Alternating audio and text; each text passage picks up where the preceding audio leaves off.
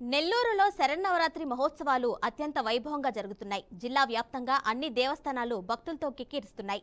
రాజరాజేశ్వరి అమ్మవారి దేవస్థానంలో 4వ రోజు అమ్మవారు అన్నపూర్ణ దేవిగా భక్తులకు దర్శనమిస్తున్నారు. వివిధ ప్రాంతాల నుంచి తరలివస్తున్న భక్తులతో ఆలయ ప్రాంగణం సందడిగా మారింది. ఈ ఏడాది నవరాత్రుల్లో రావణ వధ కార్యక్రమాన్ని ప్రత్యేకంగా నిర్వహించనున్నారు. మరింత సమాచారాన్ని రాజరాజేశ్వరి ఆలయం నుంచి మా ప్రతినిధి మురళీకృష్ణ అందిస్తారు. నెల్లూరు జిల్లా వ్యాప్తంగా దేవి శరన్నవరాత్రి మహోత్సవాలు వేడుకగా జరుగుతున్నాయి. ముఖ్యంగా నెల్లూరు నగరంలోని అనేక ప్రాంతాల్లో కూడా అమ్మవారికి విశేష అలంకారంలో భక్తులకు దర్శనమిస్తున్నారు. ప్రస్తుతం మనం నెల్లూరు నగరంలోని శ్రీ రాజరాజేశ్వరి అమ్మవారి దేవస్థాన ప్రాంగణంలో ఉన్నాం. ఒకసారి విజువల్స్లో కూడా చూసే ప్రయత్నం చేస్తే ఏదైతే 4వ రోజు ఇవాళ 4వ రోజు అమ్మవారు అన్నపూర్ణాదేవిగా భక్తులకు దర్శనమిచ్చి ప్రత్యేక పూజలు కూడా అందుకుంటున్నటువంటి పరిస్థితి ఉంది. ఆలయ ప్రాంగణంలో భారీ ఎత్తున భక్తజన సందోహం వచ్చి అమ్మవారిని దర్శించుకుని ప్రత్యేక పూజలు కూడా చేస్తున్నారు. ఈ ఆలయంలో ప్రధానంగా ఏదైతే అమ్మవారి చుట్టూ ప్రదక్షిణలు చేస్తే కోరిన కోరికలు తీరుస్తారనేది భక్తుల ప్రగాఢ విశ్వాసం. దీంతో ఏడాదికి ఏడాది భక్తుల సంఖ్య అయితే భారీగా పెరుగుతోంది.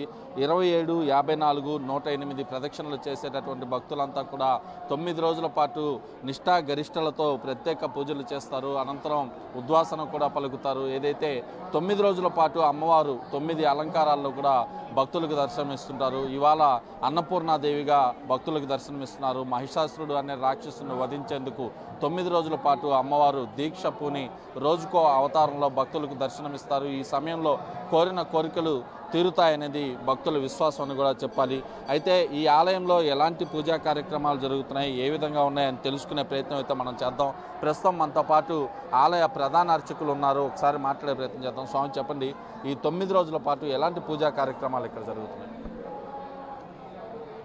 ఈ కార్యక్రమం వచ్చేసేసి దేవీ నవరాత్రులు 3వ తారీఖు ఉదయం హస్తా నక్షత్రం తులాలగ్న పుష్కరాంశంలో ఉదయం 8:38 అమ్మవారి చండీ కలశ స్థాపన చేయడం జరిగింది. ఈ చండీ కలశ స్థాపన అనంతరం అమ్మవారికి ప్రతిరోజు కూడా 4 కాలాలు షోడశోపచార పూజలు, అలాగే అమ్మవారికి ప్రతిరోజు ఒక్కొక్క అలంకారంలో అమ్మవారి దర్శనమిస్తూ ఈరోజు అన్నపూర్ణాదేవి అలంకారంలో దర్శనమిస్తోంది. అలాగే ప్రతిరోజు కూడా అమ్మవారికి ఉదయాన్నే 5:30 ఆలయాన్ని శుద్ధి చేయడం, ఆలయం శుద్ధి తర్వాత అమ్మవారికి పుష్పాలంకరణ చేయడం, పుష్పాలంకరణ తర్వాత 1వ కాల పూజ అమ్మవారికి మహానివేదన పూజా కార్యక్రమాలను నిర్వహించడం, తర్వాత ఉదయం 7 గంటలకి కుంకుమార్చన పూజా కార్యక్రమాలు చేయడం, అలాగే 8 గంటలకి విశేషమైన శ్రీచక్ర నవావరణ చక్రార్చన అమ్మవారికి అత్యంత ప్రీతికరమైన అత్యంత ఇష్టమైన దేవీ నవావరణ చక్రార్చన పూజా కార్యక్రమాన్ని చాలా వైభవంగా జరిపించడం జరుగుతుంది. అలాంటి పూజలతో పాటు 9 రోజుల పాటు 9 అవతారాల్లో అమ్మవారి దర్శనమిస్తారు. ఈ అవతారాల్లో దర్శనమిచ్చేటటువంటి అమ్మవారికి ఎలాంటి పూజలు చేసుకోవచ్చు భక్తులు? అమ్మవారికి అష్టోత్తరము, ఖడ్గమాల, సహస్రనామార్చన పూజా కార్యక్రమాలన్నీ ప్రతినిత్యం జరుగుతూ ఉంటాయి. అమ్మవారికి ఇక్కడ విశేషం ఏమిటంటే దేవీ శ్రీచక్ర నవావరణ పూజ మొదలుపెట్టి 8 గంటలకు మొదలుపెట్టి మధ్యాహ్నం 10:30 వరకు 11 గంటల వరకు ఈ పూజా కార్యక్రమం జరుగుతుంది. ఈ పూజా కార్యక్రమాలన్నీ పూర్తయిన తర్వాత అమ్మవారికి అష్టోత్తరము, సహస్రనామము, ఖడ్గమాల ఈ యొక్క విశేషమైన షోడశోపచార పూజా కార్యక్రమాలన్నీ జరుగుతాయి. దేవీ నవరాత్రుల్లో ఈ మహానవావరణం పూర్తయిన తర్వాత జరిగే పూజ ఎంతో విశేషమైంది. కాబట్టి భక్తులందరూ కూడా ఈ అవకాశాన్ని సద్వినియోగం చేసుకొని ఆ యొక్క పూజా కార్యక్రమాల్లో ప్రత్యక్షంగా పరోక్షంగా పాల్గొనవలసిందిగా కోరుచున్నాను. మీరు చెప్పండి, ఉత్సవ కమిటీ చైర్మన్గా, ఏదైతే ఈ ఆలయంలో ఇప్పటికే 50 సంవత్సరాలుగా నవావరణ పూజలు, నవరాత్రి ఉత్సవాలు జరుగుతున్నాయి, ఈ ఏడాది ప్రత్యేకత ఏంటి? ఓం శ్రీ మాత్రే నమః. మా ప్రధాన అర్చకులు చెప్పినట్లు నిత్యం పూజా విధానాన్ని ఏ విధంగా పూజలు చేస్తున్నారనేది మా ప్రధాన అర్చకులు చెప్పారు. నేను ముఖ్యంగా చెప్పేది ఏంటంటే 40 సంవత్సరాల శరన్నవరాత్రులు ఉత్సవాలు వేరు, 50 శరన్నవరాత్రుల ఉత్సవాలు అనేది మా గౌరవ రూరల్ శాసనసభ్యులు కోటంరెడ్డి శ్రీధర్రెడ్డి గారు ప్రత్యేక దృష్టితో ప్రత్యేకంగా మా గుడికి అది మంచి పేరు అనుకోవాలో చెడ్డ పేరు అనుకో నాకు తెలియదు, కానీ రాజరాజేశ్వరి అమ్మవారి దేవస్థానం అంటే విఐపీల గుడి, అక్కడికి విఐపీలే ప్రథమ ప్రాధాన్యత అనే 49 సంవత్సరాలుగా ఇదే నానుడు మాట్లాడుతూ ఉండేవాళ్ళు.